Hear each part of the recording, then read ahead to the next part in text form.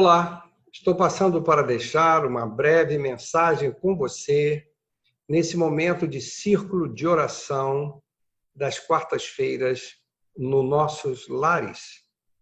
Eu quero refletir com você nessa noite sobre um tema relacionado ao povo de Deus quando ele estava escravizado no Egito. E o tema é esse: deixe meu povo ir. Deixe meu povo ir. O povo de Israel estava já há 400 anos no Egito. E esse povo chegou um momento de muito sofrimento, onde eles estavam escravizados e trabalhando arduamente, e eles clamavam ao Senhor e pediam que o Senhor viesse em socorro deles. E chegou o momento da libertação desse povo. Deus iria libertá-lo das garras de Faraó. E para isso Deus convocou Moisés, que, auxiliado pelo seu irmão Arão, iriam realizar essa tarefa de comunicar a Faraó que Faraó deixasse o povo de Deus sair. E quando eles chegaram até Faraó, houve um momento em que eles tiveram que demonstrar que esse Deus tinha poder. E a primeira demonstração de poder foi quando Arão lançou o seu bordão no chão, e o seu bordão diante de Faraó se transforma nessa víbora que está aí na tela. Faraó, então, manda chamar os seus mágicos e pede que eles façam a mesma coisa. E, por incrível que pareça, esses feiticeiros, com poder dos seus falsos deuses e por forças espirituais malignas, eles conseguiram que também suas varas se transformassem em cobras. Somente com uma diferença: a víbora que veio do bordão de Arão engoliu todas as outras, demonstrando que o poder de Deus é infinitamente maior. Isso foi só o início da demonstração de poder desse Deus. Depois se seguiram 10 pragas, cada uma pior do que as outras, até que chegou a 10ª e última praga, quando todos os primogênitos de homens e de animais morrem naquela noite fatídica em que todo o Egito chorou a morte dos seus filhos. Entretanto, o povo de Israel não sofreu. Para o povo de Israel foi noite de libertação. Havia alegria nas famílias de Israel. Era noite da Páscoa, noite da passagem, que o anjo da morte não entrou nas casas do povo de Israel. Passou por cima, mas nas casas do Egito, ele entrou e levou morte a todas elas, inclusive ao filho do próprio Faraó. E cada praga dessa era uma derrota para um Deus, falso Deus do Egito, culminando com a morte do próprio príncipe, filho de Faraó, candidato ao trono, que era adorado como um Deus no Egito. Essa foi a demonstração do poder de Deus, que foi responsável por retirar o povo dele do Egito. Por isso que eu gostaria de refletir com você, e vou chamar para a primeira reflexão esse versículo, quando Deus dá instruções a Moisés, como ele deveria falar com Faraó. E Deus diz assim para Moisés: diga-lhe, ou seja, diga a Faraó: o Senhor, o Deus dos Hebreus, mandou-me dizer-lhe: deixe ir o meu povo para prestar-me culto no deserto. mas até agora você não me atendeu. Ou seja, o coração de Faraó foi ficando duro. Ele resistia a cada praga, a cada demonstração de poder, mas ele continuava dizendo: não vou deixar esse povo sair daqui. E a mão de Deus foi pesando cada vez mais. Mas Deus deixou bem claro qual era a vontade dele, qual era a ordem dele, por meio de Moisés e seu irmão Arão. E deixou claro: é para deixar o meu povo ir, para que ele possa prestar culto a mim no deserto. E o outro texto que eu gostaria de ler com os irmãos está em Êxodo, capítulo 12, versos 30 a 32, que diz assim: no meio da noite, ou seja, daquela noite fatídica da morte dos primogênitos, da 10ª praga, no meio da noite, o faraó, todos os seus conselheiros e todos os egípcios se levantaram e houve grande pranto no Egito, pois não havia casa que não houvesse um morto. Naquela mesma noite, o faraó mandou chamar Moisés e Arão e lhe disse: saiam imediatamente do meu povo, vocês e os israelitas. Vão prestar culto ao Senhor como vocês pediram. Mas observe agora, irmãos. Levem os seus rebanhos como tinham dito e abençoe a mim também. Faraó, diante de tanto sofrimento, reconhece que esse Deus é o Deus Todo-Poderoso. Ele finalmente se quebranta e pede oração para que esse Deus abençoasse o seu povo. Vocês veem esse lado místico quando a pessoa busca o poder do sobrenatural para ajudá-lo nas suas lutas, em meio a tantos falsos deuses do Egito, que não conseguiram deter o poder do único e verdadeiro Deus. Então, queridos, esse texto nos chama a atenção, primeiro, porque Deus realizou o que ele tinha dito, o que ele avisou, mas o coração endurecido de Faraó resistiu. E Deus mandou, então, as pragas e, finalmente, a morte dos primogênitos. Não havia casa que não houvesse morto. No entanto, o que a gente observa é que, enquanto o Egito chorava, enquanto houve grande pranto no Egito, o povo de Israel estava feliz. As famílias não foram atingidas pela morte. As famílias de Israel estavam com vida, porque era a noite da Páscoa. O anjo da morte passou por cima das casas do povo de Israel, que habitavam na região de Gósen, no delta do rio Nilo. Ali não houve praga, porque o Senhor protegeu o seu povo. Páscoa significa isso, passagem. Passagem. O anjo da morte passou por cima. Mas nas casas dos egípcios, o anjo da morte não passou, não houve Páscoa, houve morte. Finalmente, quebrantado, reconhecendo o poder de Deus, Faraó dá a ordem: pode sair, saiam imediatamente.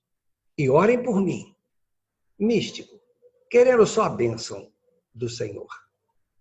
Continuando, eu quero destacar alguns pontos que me chamaram a atenção. Primeiro, vem desse versículo: deixe ir o meu povo para prestar-me culto. Sabe, queridos, esse povo é um povo que tem um propósito. Qual é o propósito do povo de Deus? Prestar culto, glorificar o nome do Senhor, louvá-lo. Isso é o nosso propósito. E para reforçar isso, eu quero ler o que está escrito em Efésios. Falando sobre Jesus, diz assim o apóstolo Paulo à igreja de Éfeso: nele, quando vocês ouviram e creram na palavra da verdade, o evangelho que os salvou, vocês foram selados com o Espírito Santo da promessa, que é a garantia da nossa herança, até a redenção daqueles que pertencem pertencem a Deus, observe aí, para o louvor da sua glória. O povo de Deus é um povo que foi selado com o Espírito Santo. É um povo que, ao ouvir o Evangelho, creu nessa mensagem de que Jesus é o único Senhor e Salvador. Entregaram suas vidas a Ele. E aqueles que assim o fizeram foram selados com o Espírito Santo, que é a certeza, não há dúvida. O Espírito Santo dá essa garantia que agora você é povo de Deus e tem direito à herança eterna de viver na presença do Senhor. E enquanto viver nesse mundo, nós temos que ser um povo caracterizado por isto, é um povo que louva o Senhor. O segundo ponto, também eu quero retirar desse mesmo versículo: deixe ir o meu povo para prestar-me culto no deserto. O meu povo. Esse povo tem como outra característica, é um povo santo. É um povo separado. É um povo de Deus.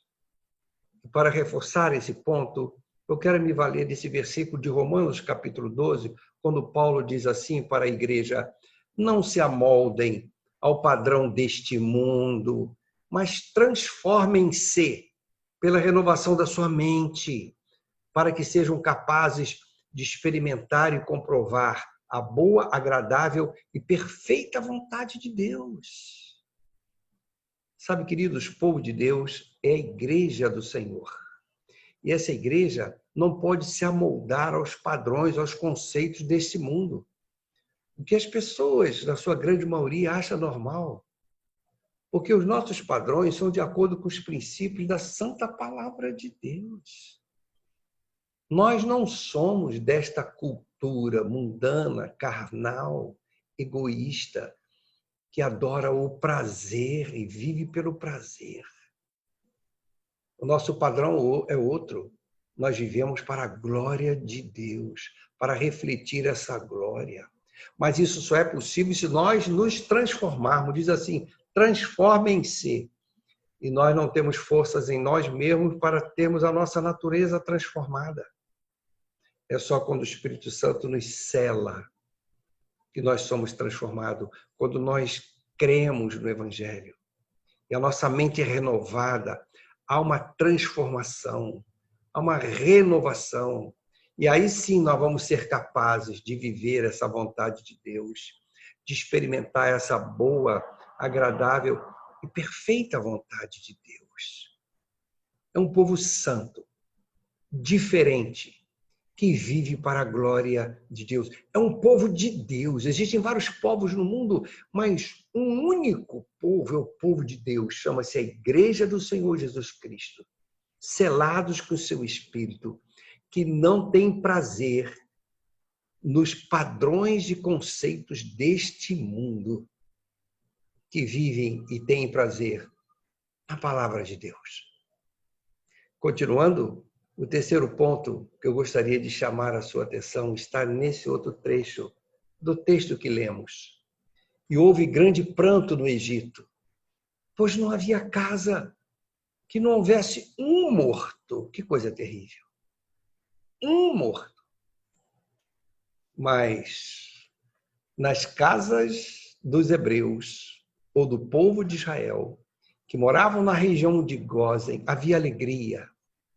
Naquela noite a família estava reunida em torno da mesa e comendo da ceia, da janta, daquele cordeiro assado conforme instruções dadas por Deus. Estavam comendo a sua primeira Páscoa. O anjo da morte não entrou, passou por cima, foi adiante. Mas no Egito houve um grande pranto, grande choro. Não houve uma casa que não houvesse um morto. Que coisa terrível.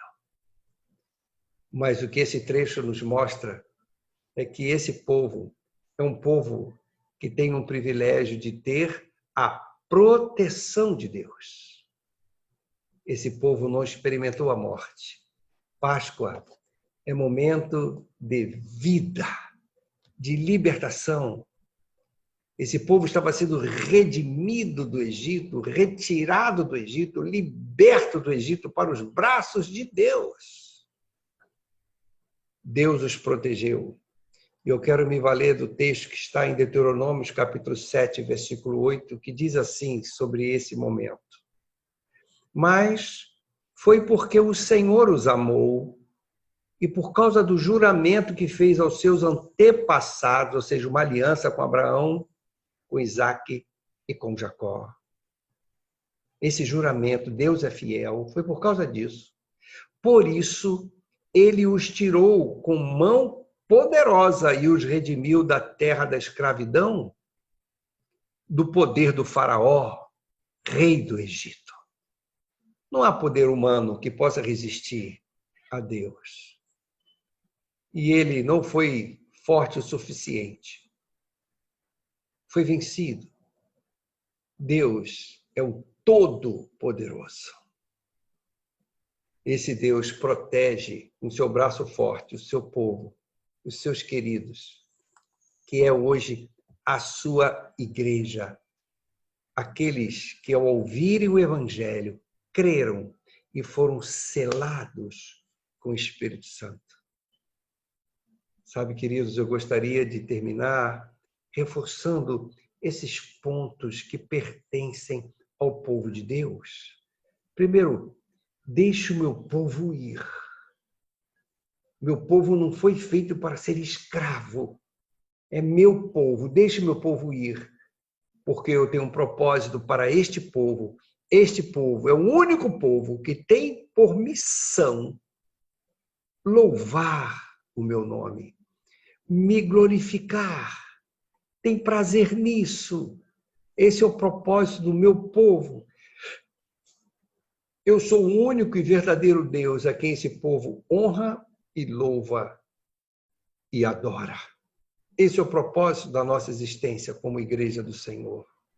Deixa o meu povo ir, porque esse povo é santo, não é para ficar misturado no meio desse Egito cheio de idolatria e feitiçaria, um povo politeísta, aqui no ambiente para o meu povo.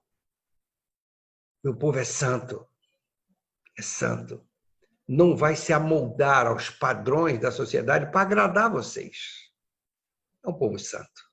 E, por fim, deixe o meu povo ir, porque esse povo é meu e usufrui da minha proteção. Nada poderá atingi-lo sem que eu autorize. Que coisa bonita. Sabe, queridos, é muito bom ser povo de Deus. Principalmente quando nós vivemos dias como estes que estamos vivendo. Dias de pandemia. Como é bom saber que somos parte desse povo. Povo de Deus. O povo que tem prazer e tem como propósito louvar e glorificar o nome do Senhor. Um povo que não se amolda aos padrões deste mundo. Um povo diferenciado, marcado por uma vida transformada e selada pelo Espírito Santo, que tem prazer e ama a palavra de Deus, em praticar os seus ensinos. É um povo separado, diferente. E, por fim, é bom saber que nós temos um Deus de um braço forte que nos protege e nada acontecerá conosco sem que Ele autorize. Fique com essas verdades bem fundo no seu coração. Creia nelas e agradeça a Deus por pertencer ao povo dele. Deus te abençoe muito.